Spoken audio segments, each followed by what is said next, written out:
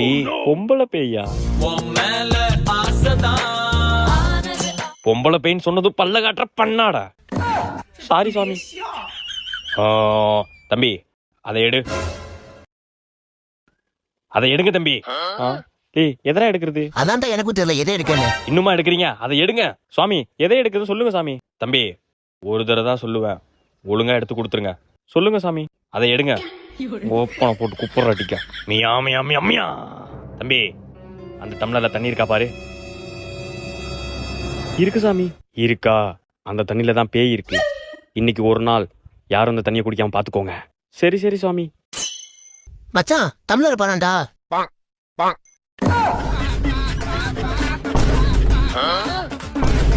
என்னடா சாமி? சாமிங்கடா. யோ ஆயோ லே ஓடிடா லே.